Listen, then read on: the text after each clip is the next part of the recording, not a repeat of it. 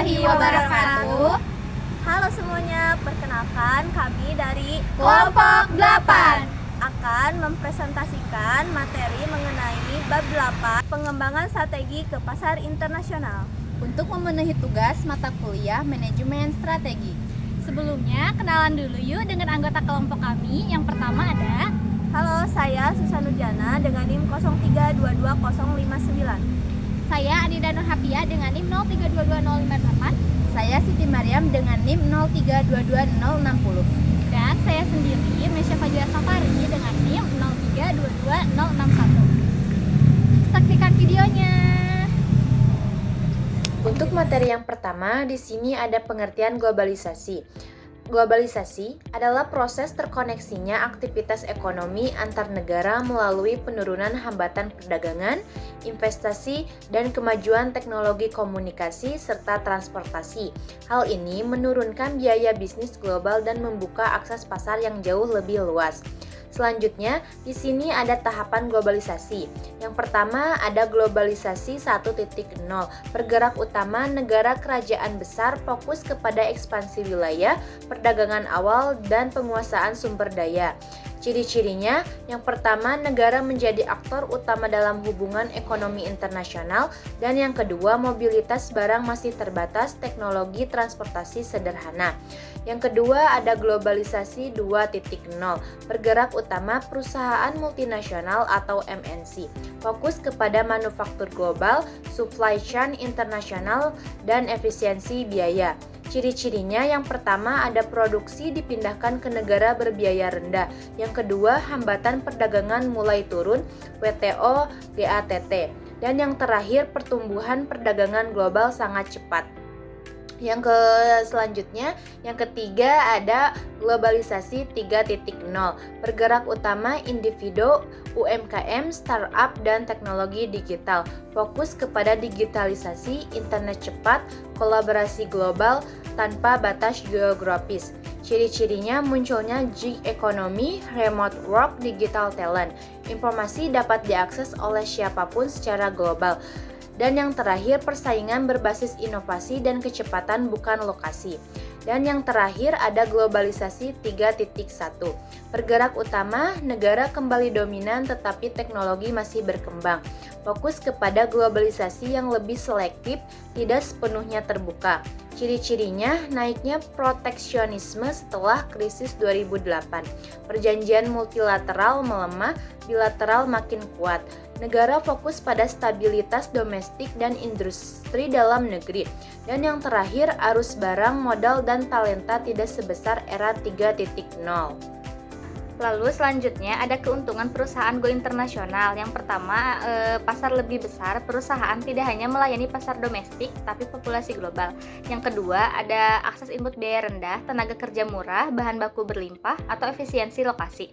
Dan yang terakhir, ada mengembangkan kompetensi baru, bergabung dengan klaster industri global untuk meningkatkan inovasi, riset, dan pembelajaran. Contohnya itu seperti AstraZeneca ke Cambridge, Cisco, dan Microsoft ke Bangalore.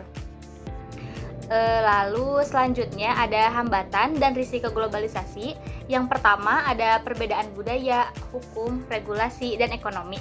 Yang kedua ada risiko kehilangan reputasi. Yang ketiga risiko pencurian IP atau intellectual property. Yang keempat ada fluktuasi nilai tukar atau exchange exposure. Dan yang kelima ada kewajiban operasional lebih kompleks. Saya akan melanjutkan materi mengenai rangka integrasi responsif.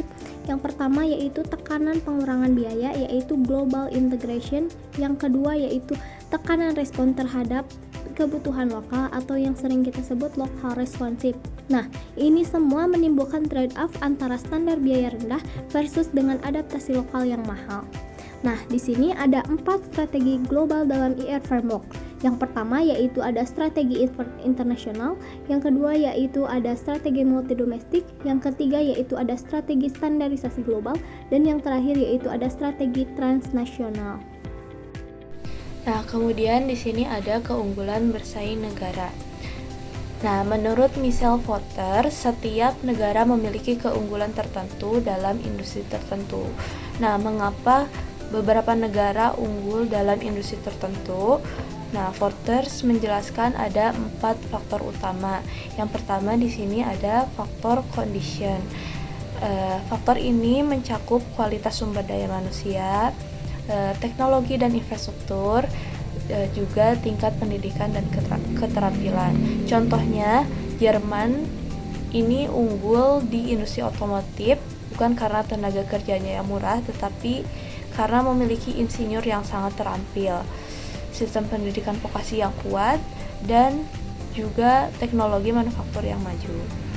Kemudian yang kedua di sini ada demand condition, di mana kebutuhan konsumen domestik ini menuntut kualitas yang tinggi. Nah, tuntutan ini akan memaksa perusahaan untuk terus berinovasi. Contohnya, konsumen negara Jepang ini sangat menuntut kualitas dan presisi, sehingga perusahaan elektronik Jepang mendorong menghasilkan produk yang sangat andal dan berkualitas tinggi. Artinya, pasar domestik yang rewel justru menciptakan perusahaan kelas dunia. Kemudian yang ketiga, industri terkait dan pendukung. Nah, keunggulan suatu industri akan semakin kuat jika didukung oleh pemasok lokal yang kompeten, industri terkait yang inovatif, dan juga rantai pasok yang efisien. Contohnya, industri fashion negara Italia didukung oleh desainer lokal, produsen kain yang berkualitas. Nah, kemudian yang terakhir di sini ada persaingan domestik yang kuat. Nah, persaingan domestik yang kuat ini akan mendorong efisiensi, memacu inovasi, membentuk strategi perusahaan yang agresif dan adaptif.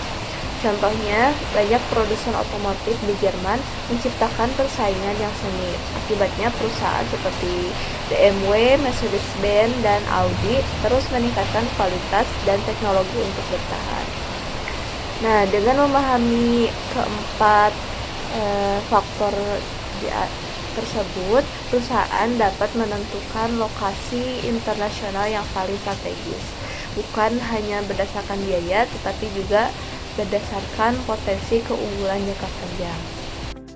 Kemudian implikasi globalisasi bagi pemimpin strategis.